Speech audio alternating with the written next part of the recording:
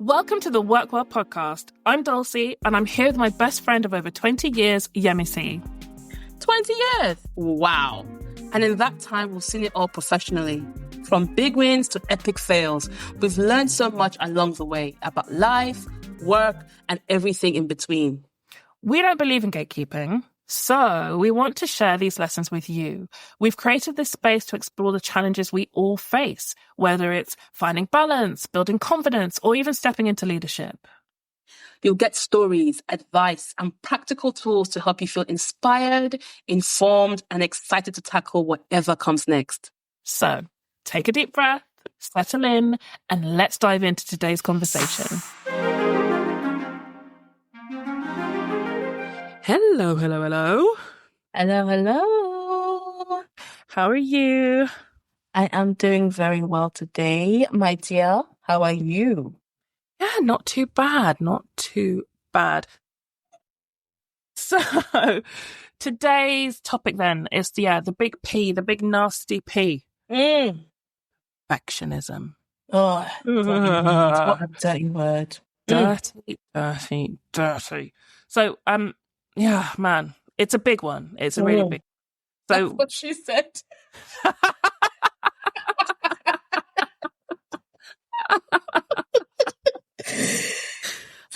So you were wide love open, it. You were wide open.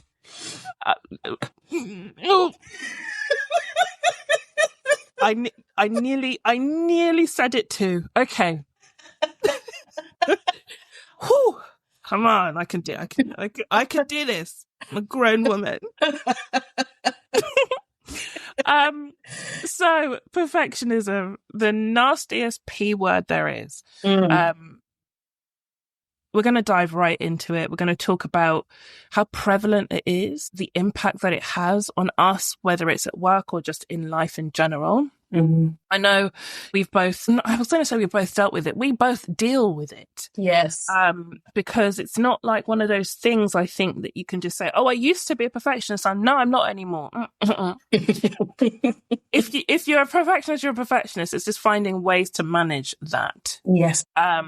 So hopefully by the end of this episode, everyone who, like us, struggles with perfectionism but wants to have control over those tendencies will have a way or some helpful tools and tricks to go about doing that.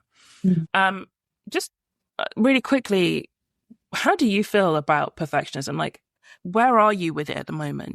Oh my God. In the words of a Nollywood actor, perfectionism is a bastard. It's a terrible. See, okay, so my story or my journey or my trials and tribulations with perfectionism date back to when I was a wee little lass. And I was always a very intelligent child. Always did well at school, good grades. As far back as I can remember, I've always loved to read. My favorite things to read were actually a set of encyclopedias that my mom bought for me for kids. Honestly, it was like 12. Like Encyclopedia Britannica used to have it going on. And I had a favorite one that was always really worn compared to the other ones. Like that, I was that kid, right? I used to read my mom's medical book, Grey's Anatomy. So there's a Grey's Anatomy before the show, okay? Of course, yeah. So it's a massive medical book of like just lots of diseases. And I used to like as a 5-year-old child, just look at all the pictures. I was a weird kid, actually, now I think about it. Anyway, so the thing is, I was, my mom used to joke that I had a camera brain, basically idiotic memory. I would see something on a page and I would remember it like that. And in fact, I remember being in exams and, how I would remember things to write to answer the questions. I would go back to just flip the book in my brain, the book I revised with in my brain, flip the pages, go to the page that had the information I was looking for, and basically copy it from memory. My God, that's amazing. Yeah, it was, that skill is gone now, but It was there before. And so I was, I was always in top set. I was a science student. The math, math was a problem for me, but we'll talk about, that's another time. But I always did well enough to remain in the top set. Yeah, I was that. I was the golden child. And then my brother came along and he was dyslexic. So, I was the de facto academic achiever of the family. And so I used to hear things a lot like, you're so clever, you're so intelligent, you've got a camera brain, you're a computer, you've got a computer brain, you're encyclopedia. And those were well-intentioned, but the problem with that was that I started to conflate my worth and my identity with my ability. And so, that was one aspect of it, but there was also the other aspect of it, of growing up in an African household where you come home with like 80% and say, okay, where did the other 20% go? I think a lot of, that I know for a fact that I have a friend who's Indian, and she had a similar upbringing as well, where nothing was ever good enough for her parents academically, because it was kind of like, okay, you got 99% and you gave away 1%. Right. Or like you got 99, but that other person got 100. Did they have two heads? Comparison, two heads. See, a lot of people know about the two heads comparisons. Yes. Right. And I think our parents meant well, because, that's how they were kind of raised, because both of my parents are academically gifted. And so that was kind of how they were raised to be. They kind of associated that as, okay, if you want your child to do well, this is the mentality you have to have with them.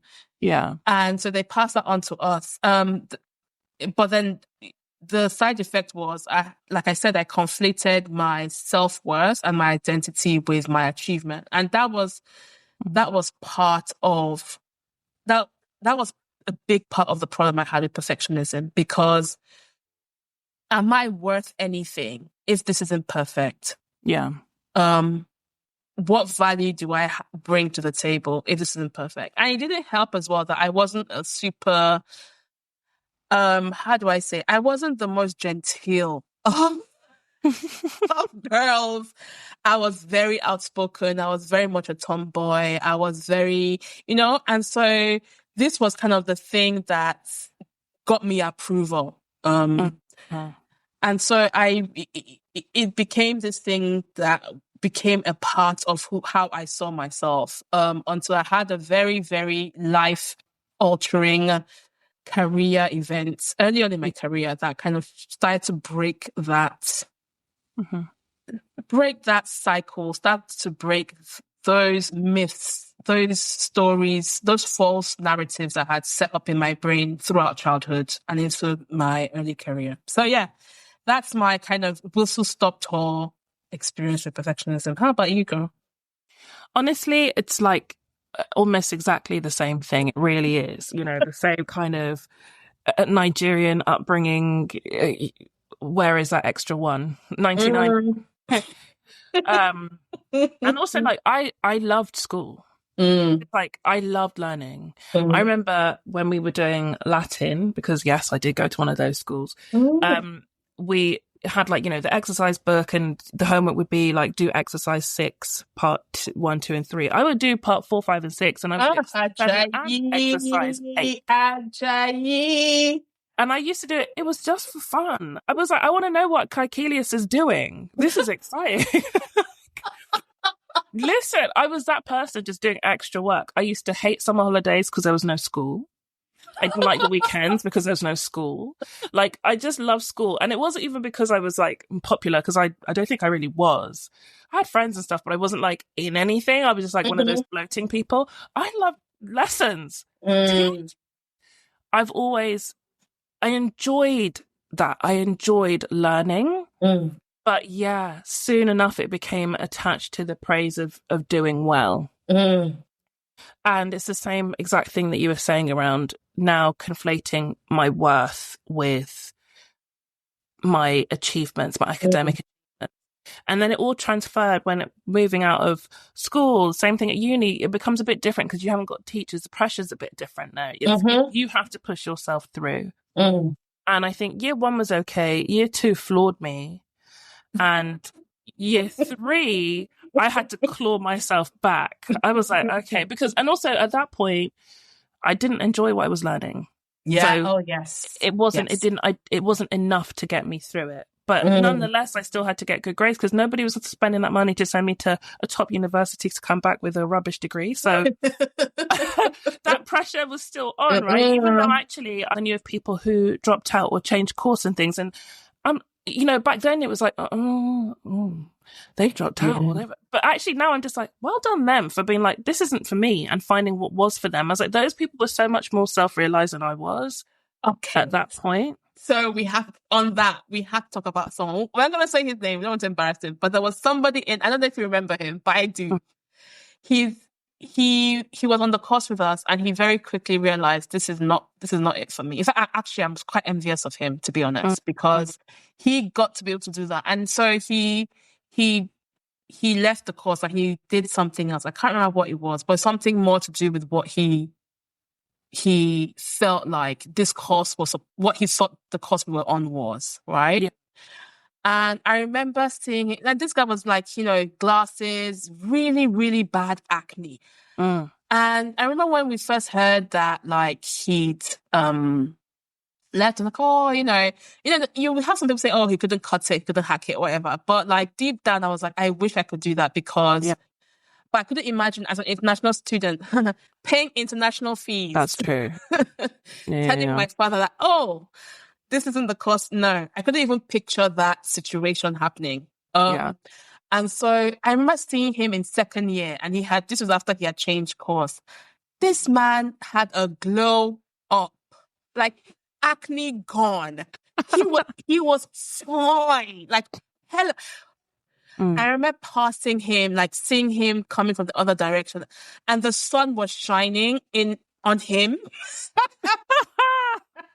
I kid you not. Just remember that camera brain I told you about. Like, there's some things that just remain in my memory forever. Yeah. And the joy in his face, the fineness of his face, the happiness of his face, because he had changed. He had gone from doing something that was sucking the life out of him, something that actually was more in line with what he wanted. The envy I felt in that moment, Dulcie, you could have launched a rocket with the amount of envy I felt, because I was like, I want that. Yeah. And it's so interesting, that whole thing. And this is part of perfectionism, it's that kind of, some of that sunk cost fallacy comes in. I've invested this much where I need to see it through. I need to, do the whole thing. Yes. I don't want to disappoint my family. I don't want to, it's all this other stuff. And the thing that we're not thinking about is, what do I really want? What do I really need? How can I be healthy and happy? How can I get rid of this acne? How can I get the sun to glow on me and look like an angel sent from above? But perfection. He was blonde as well. I'm narrowing it down too much. And he was blonde as well. So it was like everything was glistening. Oh, God. You have to remind me who it is offline, because I can't remember. I don't remember people. Yeah, I'll tell you. Don't worry. I've been trying the whole time, like, I could not remember. I say his name to you, like, oh, yeah, I remember him. Okay. See, I don't remember people's names. I remember his first and last name. Simply because...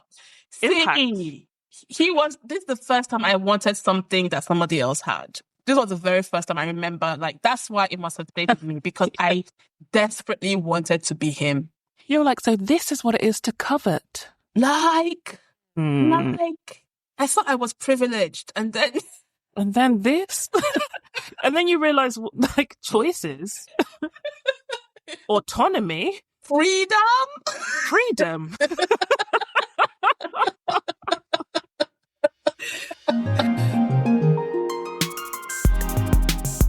Okay, so let's just talk a bit about the different types of perfectionism.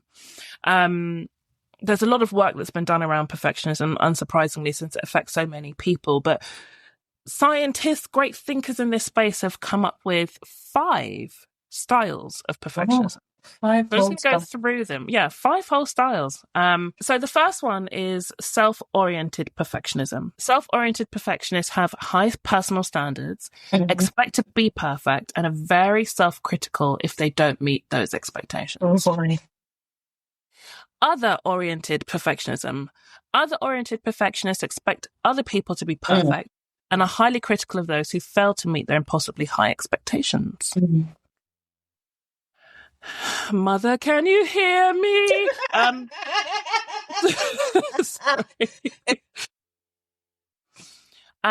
Socially prescribed perfectionism.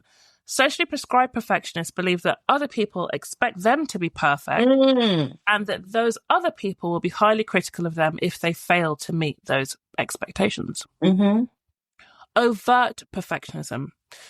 Overt perfectionists have a strong preference for order and show increased anxiety when they don't have order around them. Oh my God. Okay. And finally, covert perfectionism. Covert perfectionists are closeted perfectionists and can sometimes be hard to identify because their actions don't always match the perfectionist thoughts in their head. Those are the 5 types. That last one is very interesting. Yes. So to me, they're all interesting. And I have I a think combination of the first 4. I can tell you that right now. There you go. And that's the thing. I think for me, it's the interesting thing about these 5 types is that they are not mutually exclusive. In fact, these are just like, it's a nasty trifle layered. Trifle? It's a nasty perfectionism trifle. I hate trifle, by the way. Ugh. Oh, I love it. Oh my God. I love it. A raspberry trifle. Actually, you know what? M&S do a raspberry royale, which is a trifle without the custard. Oh my God. Is it? Okay. It's okay. Yeah. It's the custard part that gets me like. Yeah. The custard can be, and also like the jelly consistency is a big thing. It can't be too gelatinous. There's too much to get right. Yeah. And it's very often wrong. When I tell you, M&S, raspberry royale, they've got it right. See, M&S, we need some kind of, sponsorship because we would do you proud, guys. Did you just hear how Dulcie just said M&S raspberry royale? Look, imagine your potential audience hearing those dulcet tones talking about your food. Call us. Give us a ring. This isn't just any perfectionist. This is an M&S perfectionist. So yeah, those are the 5 types of perfectionism. And I think a lot of people who struggle with perfectionism will recognize many of those, if not all of them. The last one you said was interesting. Now, the covert one, I also found interesting. And I'll tell you, I definitely have experienced this. Okay. I've experienced this when I'm around people that they need to not see the madness. So I'm just like, yeah, I'm just cool. I'm not cool. It's not okay. Inwardly screaming inside, you're like, this isn't. Yeah, and I've had to do it while being the person who I think it was the other oriented, and this is something actually I experienced in leadership, and I really had to work on it, and I did over. That I feel like it's something leaders. Sorry, Dulcie, I keep interrupting you. No. Yeah. It's definitely something I struggled with in leadership. So I'm a self-oriented perfectionist and a socially prescribed one. With the social is a parent prescribed social perfectionist. And actually, just putting all the other stuff aside, I like stuff to be done a certain way. Yes. Okay, that is who I am. I like things to be done well. I like quality to be high. I like the pace to be set. I am a recovering type A personality. So that is what it is. And I'm not going to judge myself for that. Sometimes I can go too far and that's okay. But as a leader, like, again, getting further and further into that sort of leadership role, I had to really catch myself and not trying to apply my expectations to other people. And actually, my natural default for other people is I'm never as harsh with them as I am with myself. There are things I say to myself I would never say to you as my best friend. Never. And if I heard someone say it to you, I'd want to beat them up. Like, it's not tolerable to me for anyone to talk to or think about themselves in the way that I think about myself. I know the hypocrisy is there, but it is what it is. Oh, negative self-talk. We're going to have an episode on that. We will talk about And that's a real big part of perfectionism. But in leadership, I think, so when it came to like the pastoral care, that wasn't happening. Like I wasn't like, hey, I want this from you. No. Like I would, not to blow my own horn, but I would say that I was quite good at trying to understand the person and work with them, not like force them into a different mold. Yes. However, that was with the person. Sometimes when there's the work, that's when I would start to get that stuff creeping in, right? Where it's like they've done something, maybe they've written a deck about something, and I would have wanted it to be a certain way. And I can feel myself wanting to be like, well, actually, if you can just do this and then do that and do that. And then I was like, no. Hold on a second. Is it good enough? Is the job being done? And we'll talk about this a bit later. Oh. But so when I felt that kind of closeted perfectionism was actually when I was like, I want it to be this way. But actually, no, let it go. Let it go. It's fine. This is actually good enough. The way they've done it is fine. Of course, it has to, you've got to have standards, right? It can't be crap. But just because it's not how you would do it doesn't mean that it's crap. Right. So it's like making sure that the quality is there, even if the style is somewhat different to your own. So that's when I definitely was dealing with the covert perfectionism, but it didn't last very long, I have to say. I just had to get used to it and just let stuff go. But yeah, all of those, I think a lot of people who are listening probably felt, the bells ringing as I was reading out each of those 5, like ding, ding, ding, ding, ding. Yep, full house. I've had all of that. And thinking a bit about perfectionism in society, it's got worse over time. It has got worse. Yeah. This is not a steady state situation. It has actually got worse. So the American Psychological Association did a study, and they found that between 1989, again, decade that I really know nothing about. I'm going to keep doing that. He says, days away from turning 40.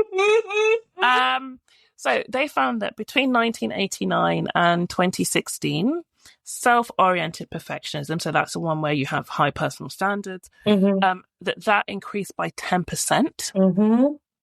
Socially prescribed perfectionism, so the stuff that you believe other people have expectations of you, increased by 33%. Yes, that sounds about right. Makes perfect sense. And other oriented perfectionism, which is the one where you expect other people to be perfect, and you're highly critical of others, increased by 16%. Yeah. I would actually expect it to be higher than that, because just the way people talk about celebrities nowadays, or the way celebrities or people in the public eye are treated, is like that they're put on this different standard of perfection they're supposed to meet, that no one can humanly meet, but for some reason people keep expecting that of them, which is quite interesting. What I think is interesting there is that actually I think that rise of sort of celeb culture and all those kind of things is why the socially prescribed is up. So I think that's why people think I should be this, right? Like you start holding yourself to you're holding yourself like, why don't I have a body like Kim Kardashian or whatever it might be? People think I need to look. I think that's why, too many people are lying down on the tables of unscrupulous people, slicing them open, and all kinds of awful stuff we're hearing about now, because they think that to be accepted, to be loved, to be rated, they need to look like something else. Meanwhile, people don't care because everyone's got their own stuff going on, So it's like, there's a lot of what we think. They don't. They've got their own stuff to care about. Everyone's got their own stuff. And if they do care about you, then they're thinking too much about you and they're a weirdo anyway. Yeah. So while perfectionism can affect absolutely anybody, you see it more with high achievers, women. Oh, boy. And individuals in underrepresented or minority groups. Ding, ding, ding. Ding, ding. Yes. All boxes ticked. What's our prize?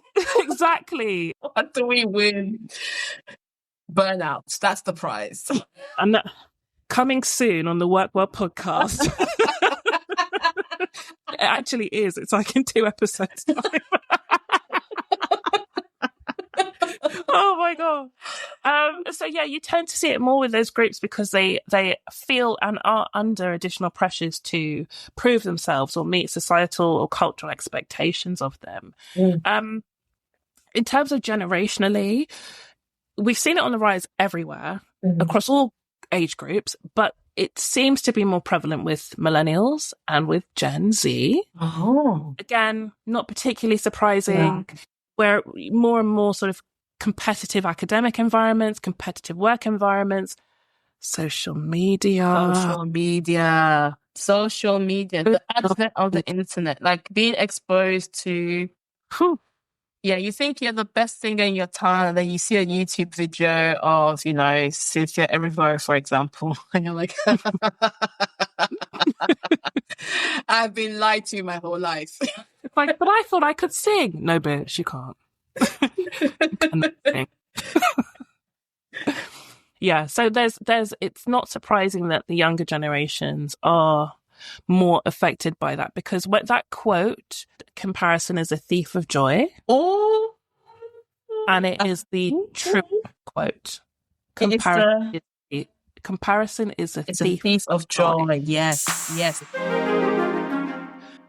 So I'm going to talk a bit more about the kind of factors that affect perfectionism and kind of compound it or cause it to even happen. We've already kind of covered a lot of that in our own personal stories.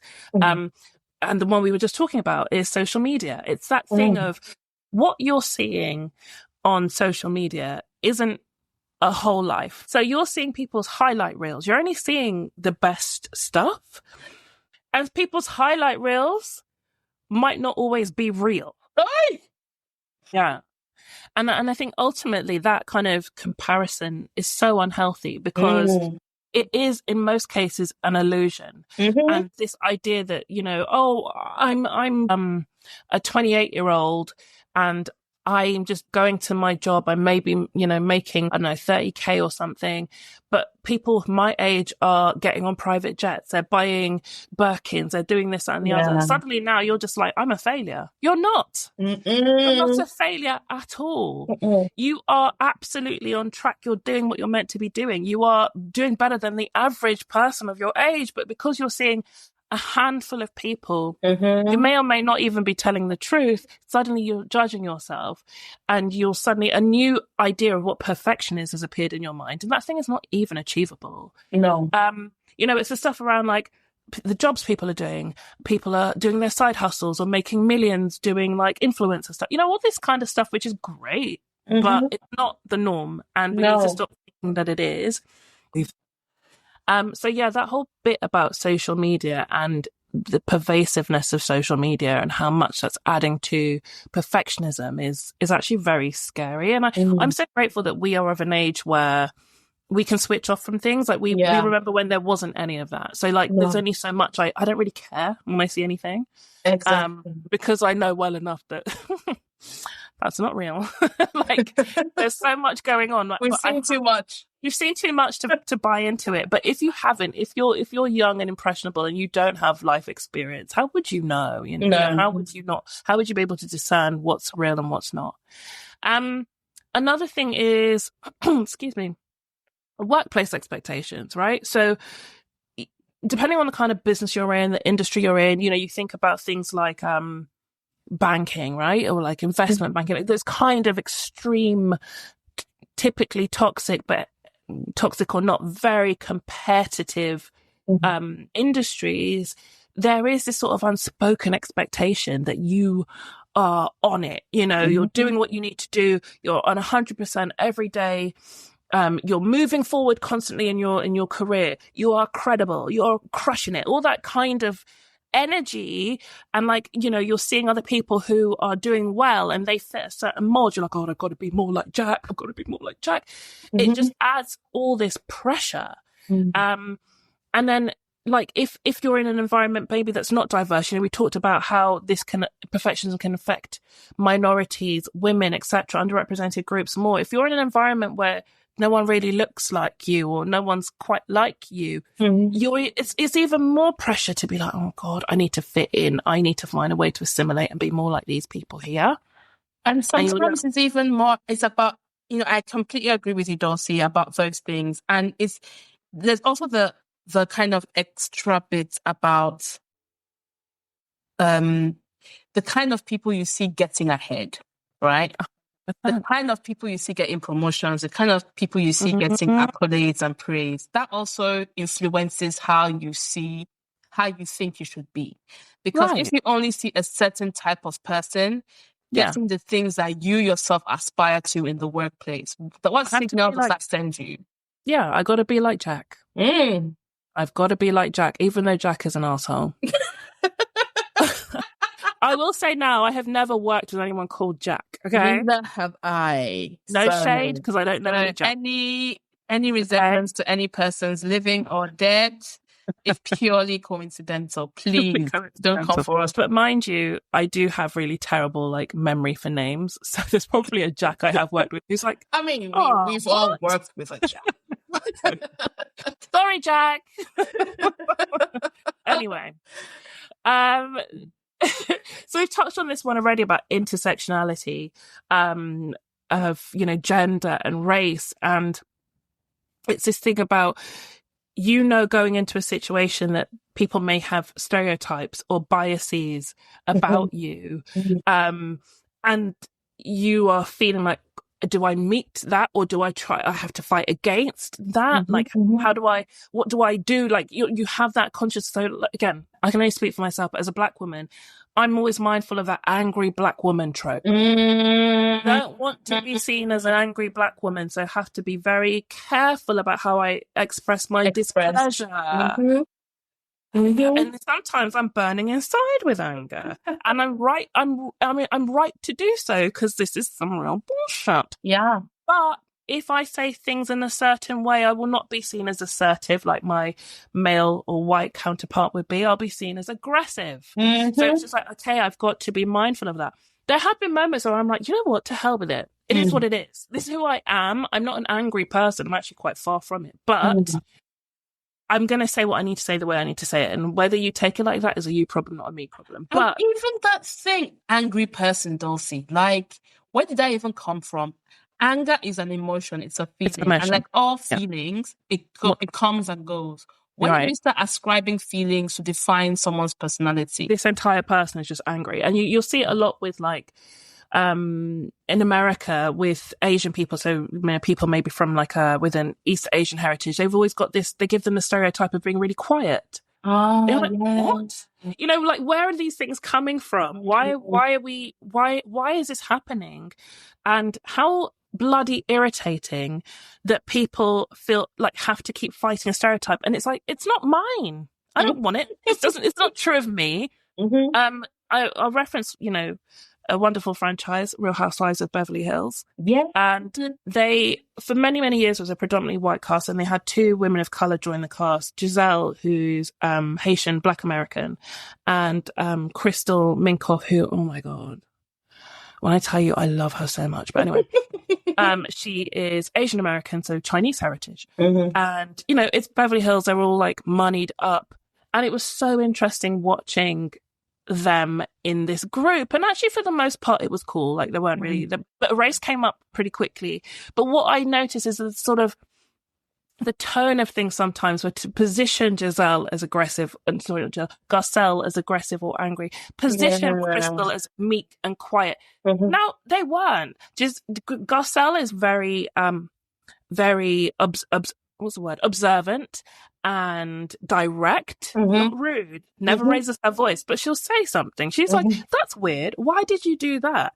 She's confrontational, but not aggressive. And that's just her personality. She just wants to understand why. She will ask you the thing that might make you uncomfortable. She's direct.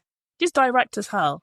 That's not a problem. It's not a bad thing. It's who she is. It's her personality. It has nothing to do with her heritage. It's just who she is. Crystal, they tried to keep painting her as this little church mouse. Mind you, she was going hell for leather. She was calling everybody out on their stuff from day one. Like, she was anything but meek and mild, but they would constantly be like, Crystal, you don't talk. But then when she would say something like, when you came into my room while I was getting changed, you violated my space. And I'd be like, how could you use that word violated? So when she does speak, you don't like what she said. They gaslit the hell out of her until she actually did kind of retract a little bit. And then they're like, you see, Crystal, you're so quiet. And it's like, oh my God. Like, just... You see, and I think that's why I quite enjoy Housewives, because you see a lot of the things that we all deal with in life. You see it there, but you see it in like really wealthy environs, which I like. It makes me happy, boosts my serotonin. But coming back to the point, that gives this show a watch. Oh, Beverly Hills is my favorite. You sold it for me already. Beverly Hills is my favorite. They've had some of the darkest, some of the best stuff, but they always do it with a cute wee Birkin. So like, it's just, if you watch that, you'll know why it's my favorite franchise. Like, definitely gonna give it a watch.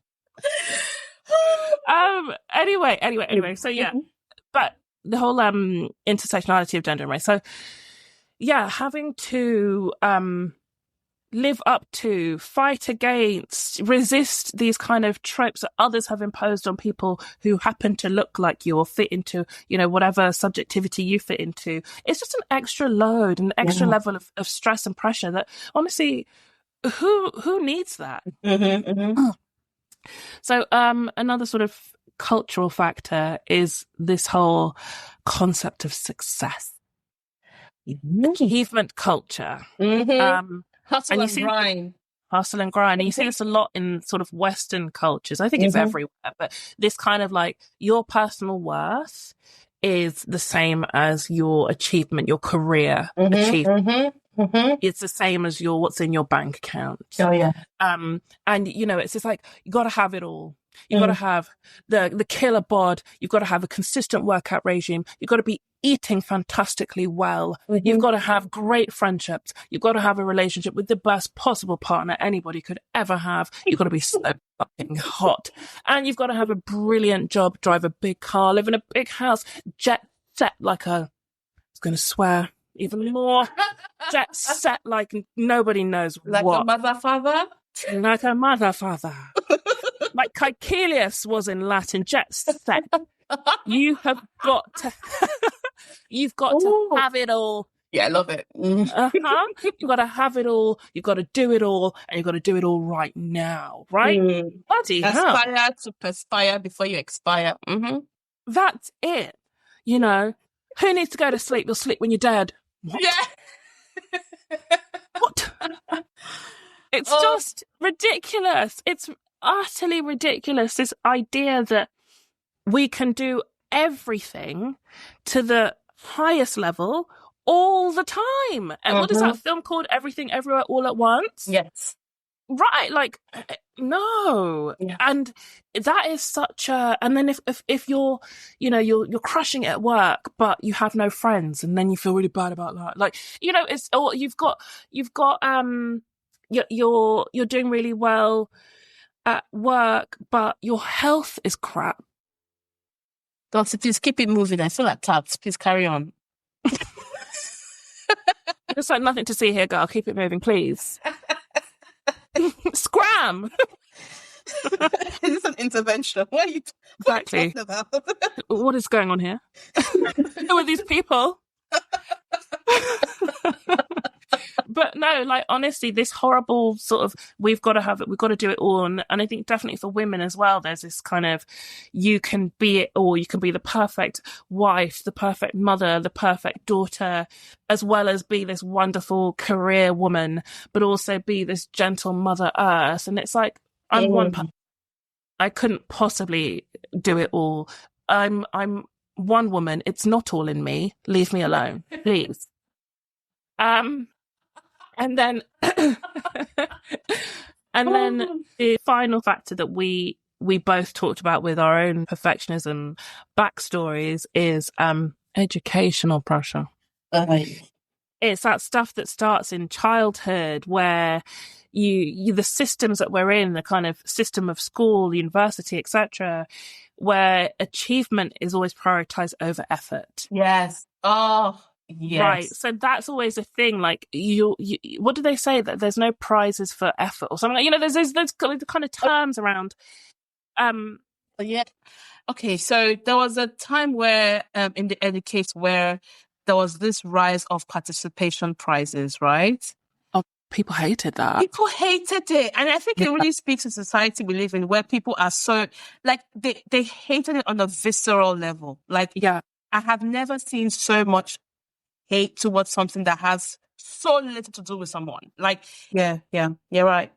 But, all of these things, as much as we've like had a bit of a giggle about things here and there and definitely identified with a lot of what we've been talking about, some real serious impact of all of this. Yeah. Mental health, anxiety, depression, other mental health issues absolutely arise from this space. Your physical health. They've proven scientifically that perfectionism, which of course will drive things like anxiety and depression, also increases your stress levels, your cortisol levels, cardiovascular issues, high blood pressure. All of those things come out of this space. And then you think about your interpersonal relationships. You aren't present. You can't, you're constantly thinking about the thing that you need to be or the thing that you've got to do. You're not able to engage with people in a full and healthy way. You think about your productivity. You're not as productive because you're worried about this, and it could be this, and it could be that. You procrastinate. This is one me and procrastination, that's the other dirty P word. Because of like wanting it to be perfect, I've not been able to even start something. Yes, you're paralyzed by perfectionism paralysis. So when we say, and this is a thing that I think we're going to probably say 1,000,001 times in the course of doing this podcast together, is progress over perfection. Yes. Progress over perfection. Yes. And when, this isn't something that will be fixed overnight. It's a constant battle. If you're someone that deals with perfectionism, it's never going to just be gone. You're going to keep, but it will be easier to see, to spot, and to intervene, and to just be a bit more balanced in your approach to things. And so next I want to talk a bit about how to do that. Just give some pointers to start the journey. Yes. But I would really advocate for people to do more reading, and there'll be a couple of resources that I'll point to as well as we continue. But progress is always better than perfection. Listen, time is going to pass. Yeah. No matter what. Yes. So you either do it or you don't. And, the difference between you having what you want and what you don't is getting started. And this isn't just about perfection. I suppose it's a bit of a broader point, but just do it. Just shut down that stuff that's telling you can't. You just do it. Take a leaf out of Nike's, but Nike, we're open to any kind of, endorsements or sponsorships if you like. So yeah, just do it. No, they are literally. Exactly. I would like to actually talk about something that I read. I know that book I read, The Artist's Way. God, yeah. God bless you, Julia Cameron, because life-changing book. If you haven't read it, please, you will not regret it. And she talked about perfectionism and how it blocks creativity. And she was saying, and she put it beautifully, said perfectionism and egotism are two sides of the same coin. Oh, that visual, that image is so profound, because that's what it is. It's egotism. At its core, it's about the ego. Yeah. And as someone who, has struggled and does sometimes struggle with perfectionism myself, I recognize that to be a fact. Because if my ego was not based upon on the outcome of what I was doing, then I wouldn't feel the need to be perfect at it or to do it perfectly. Right. And so, I know you're going to go into some of the ways you can combat this, but I would say, just using myself as an example, start something that you know for a fact that you're not good at. Or for a fact that you're not gonna be perfect at in a short space of time, and just do it, and take joy in the doing of it. So that's what I started doing with drawing. Basically, I started drawing visuals. I draw it with my wonky lines and my wobbly circles. Some of my circles are atrocious, and I deliberately share those atrocious circles with the world because I'm trying to prove a point to myself that me having terrible circles and shaky lines doesn't say anything about me. Not at all. Not at all. And the stuff you put out into the world is phenomenal. So and getting comfortable with putting stuff out into the world that is less than what I would have wanted it to be is helping. It's like each time I take that step in publishing something, of sharing something publicly that I know for a fact isn't up to a specific standard, it helps wean me from that need to do things perfectly. And sometimes I look at an image and I go, you could use this yet, but it's done. It's done. Is it done? Yes or no? It's done. So nothing is ever really finished. And that's the thing. Perfectionism is a monster that can never be satisfied. So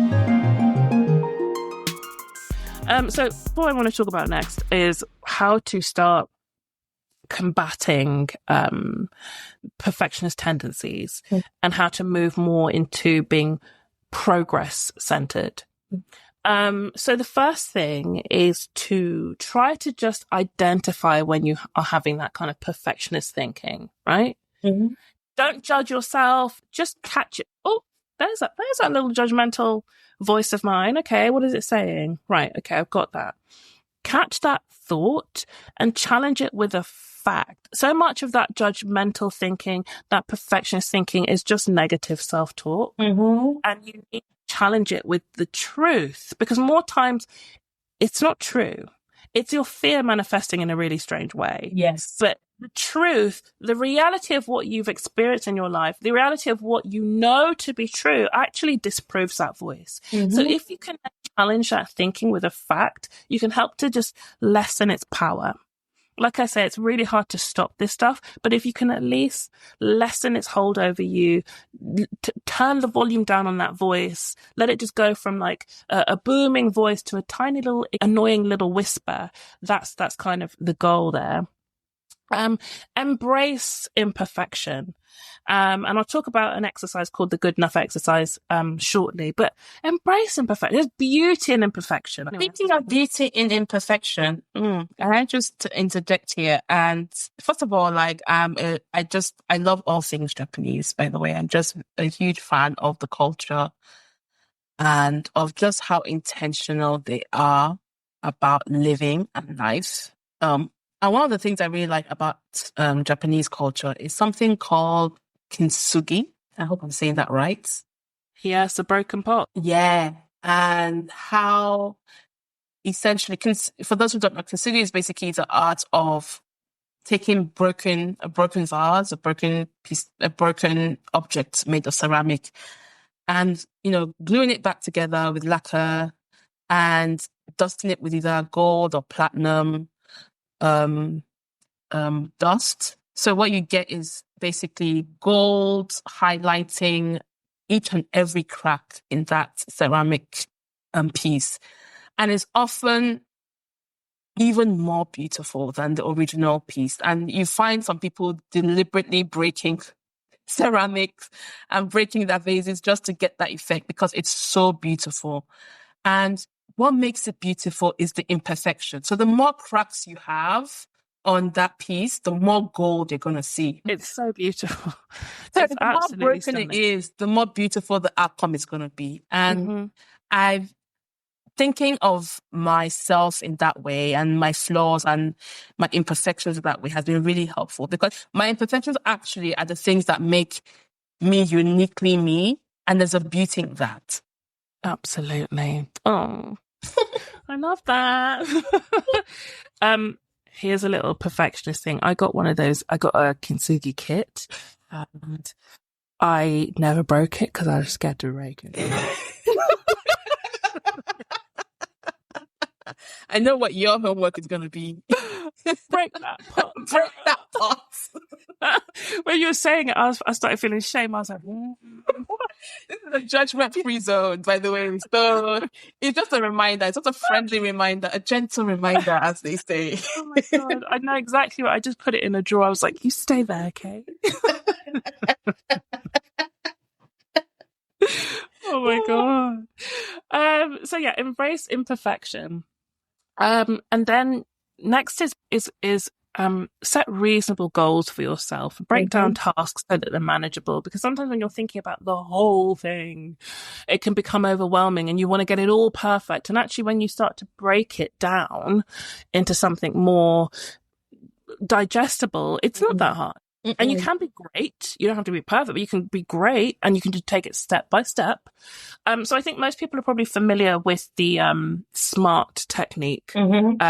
Is it? Oh my God, I say that and then I'm like, specific, measurable, achievable, relevant, and time bound, which is great. I do think it works. I will say, however, it's probably better for short-term goals. So if you've got like a big life goal around getting healthy or something, right? I don't think SMART is particularly good at like saying, I want to learn to run long distance. I don't think that's a very way to do it. But it might be good at, actually, I want to do a 5K run in March. Okay, cool. I know exactly when it's going to happen. I know what to do. I'm going to go and get a couch to 5K plan, and I'm going to, you can make it specific, measurable, achievable, relevant, time bound. So I think it depends on the kind of goal that you have.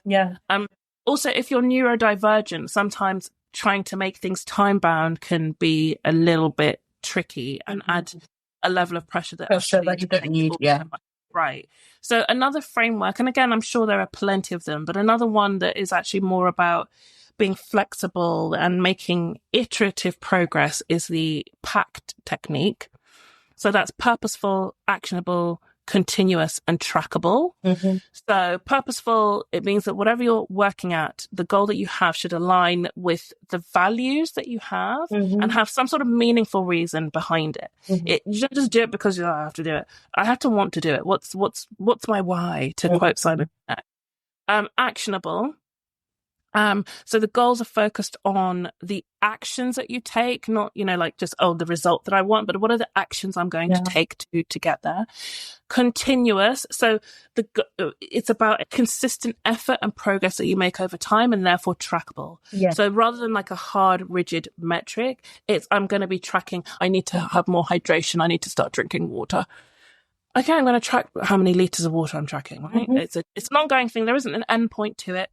I need to just stay on top of that. So it's better, I think, if you're trying to form like longer term habits. It's better if you're a perfectionist and you're prone to burnout, it's actually a healthier way to structure the goals that you have. And if you're more creative, again, PACT might be more helpful to you than SMART. But whatever makes sense, just make sure that what you're doing is reasonable and actually achievable. Don't set yourself impossible tasks, because then you fail to meet the impossible task and you start to look at yourself in a poor light, and it's a setup. Don't set yourself up. Don't set yourself up. Absolutely. And one of the ways in which you can set yourself up is if you're setting goals that you feel you should achieve rather than what you actually want for yourself.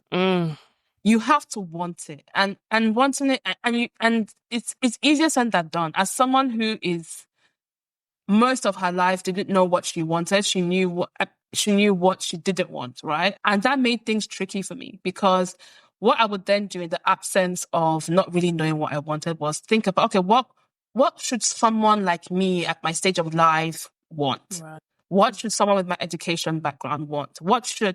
And so be very careful as well in your inner voice when you are setting your goals.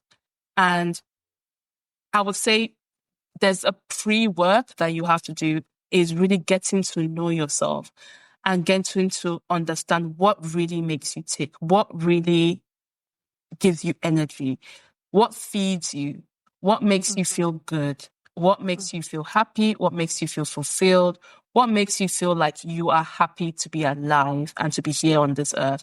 Because if you can't really get a handle on that, you're going to start chasing goals that you think you should be chasing because of X, Y, and Z. And then that is a form of self-sabotage. Absolutely. 100%. 100%. So another thing you can do is practice self-compassion. This one's a big one, actually. It's something I learned in therapy, and it's really about negative self-talk, and just the importance of treating yourself with some bloody compassion. So many of us are not compassionate to ourselves. We give all the compassion in the world to everyone around us, but we don't give it to ourselves. I mean, listen, we can talk about all of these tips and things. We can talk about all of this stuff in the world, but I can't emphasize enough how important things like therapy can be.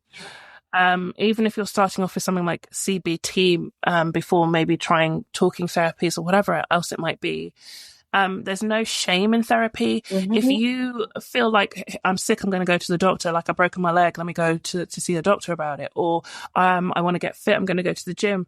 Well, I want my mind to be fit. Why would I not speak to a licensed professional? Agreed, 100%. Therapy changed my life for the better.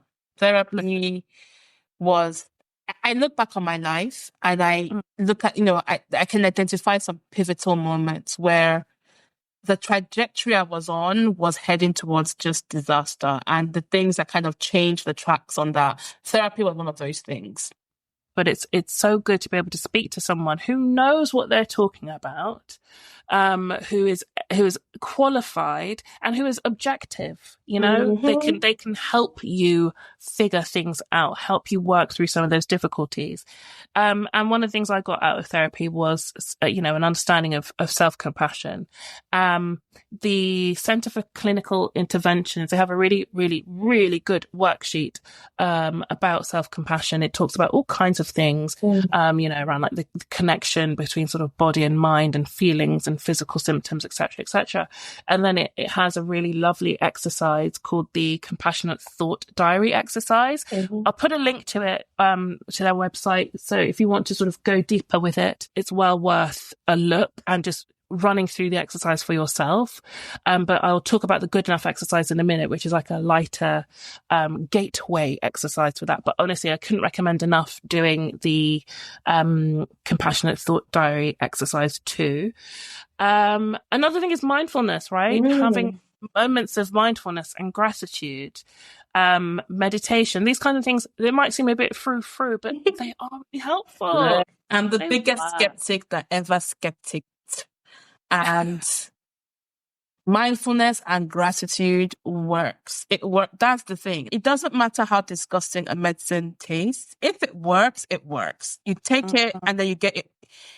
So even if you just take it for a little bit, just this year, and once you see it working, then you wouldn't mind whatever hang-ups you had about it before, because the benefits far outweigh the costs. And I think mindfulness, gratitude journaling, one of those things that I cannot recommend enough, just for maintaining your mental health. You know how you lose weight and then you maintain that? Right. You do therapy, you do the hard work to kind of get yourself in a better mental state, but you will require maintenance. Don't get it twisted. It's not a one and done thing. And those things, those tools are essential for maintaining a healthy mindset. Absolutely. And again, it can be really simple. There are tons of apps. There's Calm, there's Headspace. I am a bit of a devotee. I'm a real Apple girl nowadays. I'm sucked into the system. I'm in. Obviously. I have. So I'm Apple baby. If you want to pay me back anytime soon. But like, I love Apple Fitness, and I'll use it for like workouts, but they also have like meditations. It'll be like 5-minute meditations, 5-minute mindfulness. It's just such an easy thing to just slot into your day, but it really, like, I'll do it when I wake up, or I'll do it just before bed, and it just really helps. But you don't need to pay for anything. Go to YouTube. There is a ton of free resources if you want to have like a guided meditation or a guided mindfulness session. Just head over there. There's a lot of free stuff, okay? Just not everything requires you to put the money down, okay? There's the beautiful thing about how small and digital the world is now, is that we can actually access things that are good for us. We talked about all the horrible things that we find on the internet and social media and how it makes us hate ourselves. But actually there's a lot of great stuff that can help us love ourselves a bit more too. So get online, do some digging, talk to your friends. You know, a lot of the time we don't share this stuff, but have honest conversations with your friends. Do they deal with it? What do they do? You know, like having support when you're going through challenges can make a world of difference. I say that talking to my support system right now. I was just about to say, you took the words out of my mouth. Carry on. So those are kind of like, I think, some core tips about how to move from perfection to progress. And then I think let's just go through one exercise. So get a pen, piece of paper, open your notes app, whatever it might be. And I want you to, first of all, think of a recent task, a project, something you've had to do recently where you felt like it had to be perfect. It could have been a presentation you were given at work. It could have been that you were planning a social event. It could have been as simple as you had to write an email to your boss. Right?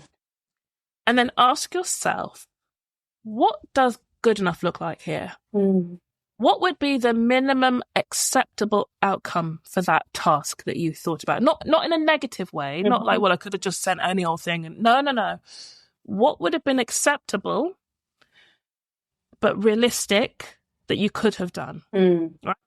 So, I wanted to send this perfect email where I came across as really clever, but also a little bit charming, engaging, witty, funny, capable.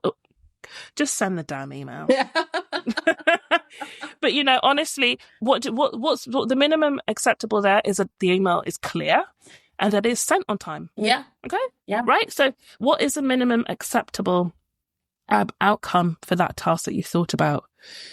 Now, challenge that inner critic of yours. Right. Write down what are you thinking about when you initially were like, this had to be perfect. What were you thinking? If I stick with my email example, it might be, I really need for my boss to think of me as a sort of star player on this team.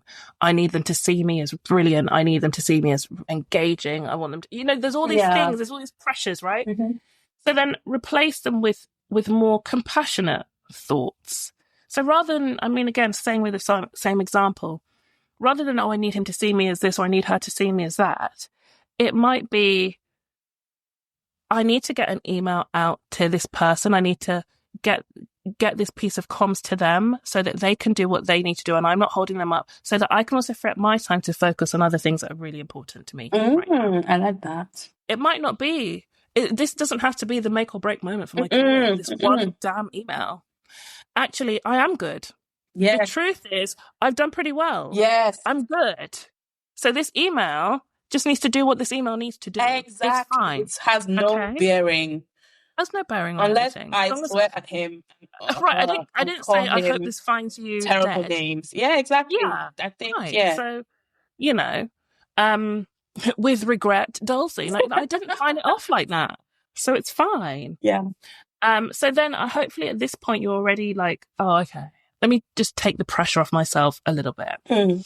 Now, moving forward, I want you to say, right, I'm going to deliberately not be perfect at something. Yes.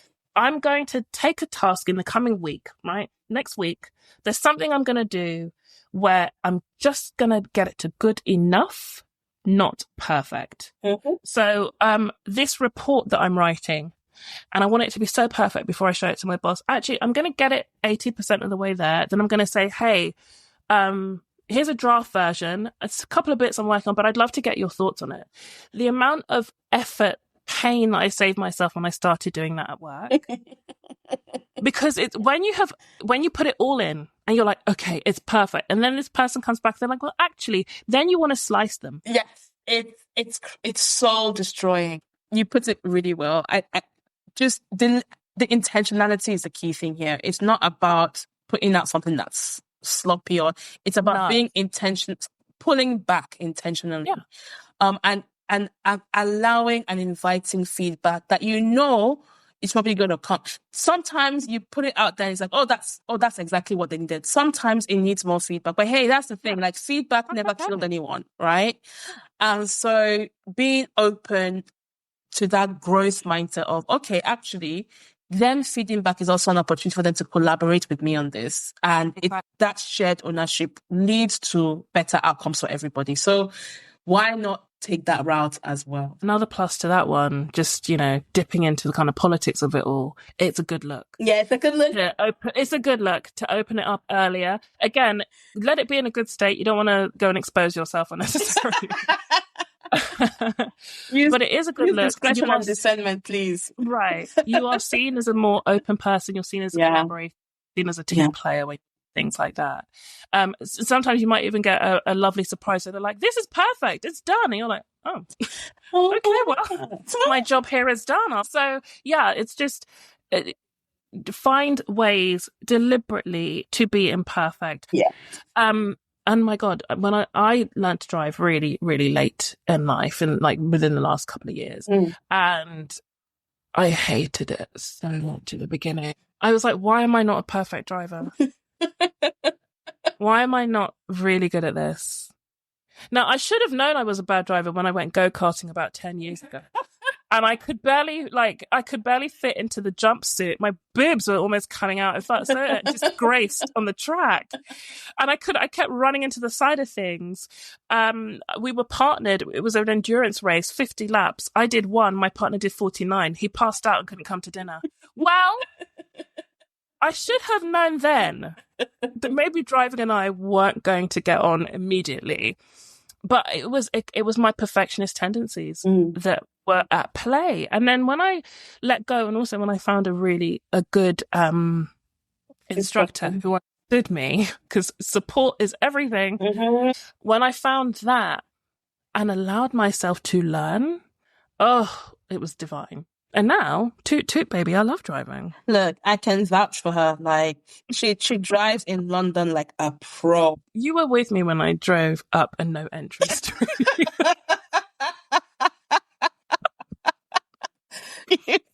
Getting popped by the traffic cameras. That was hilarious. That was fantastic. Oh, great times. Great times. Yeah, so I still got a lot to learn about reading road signs, but I can drive. You can drive. You can get from A to B unscathed. Exactly. That's good enough.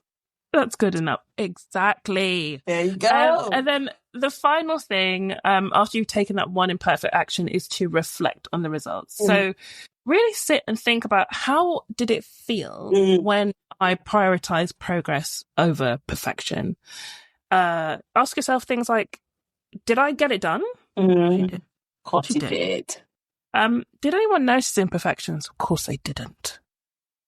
So now I've done this, am I now understanding that maybe sometimes I'm harder on myself than I should be? Yes. The answer is always yes. So, just try these little things. Listen, perfectionist, I'm talking to you. Are you listening to me? Are you listening? You have listened to us talking about this episode, and right now you're thinking about how you can perfectly not be a perfectionist anymore. Stop it. Stop it. Okay? You are not going to perfectly stop being a perfectionist. It's going to take time. It's going to take practice. I don't want you... Again, listen to me. Listener, can you hear me? Is the thing working? Okay? You are probably right now thinking, right, I have so many things to do, but I've got so many habits to drop. I don't even know where to start. Come on, you know better than that by now. Stop thinking about it. Just do it. Just do it. Just do it. Okay? Just do it.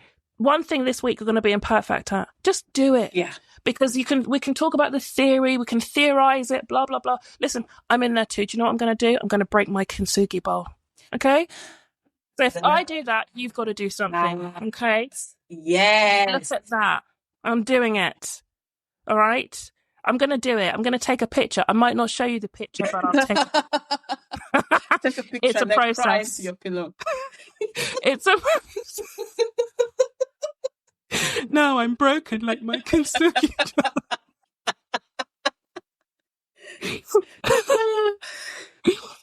But nobody has the goal to put me back together.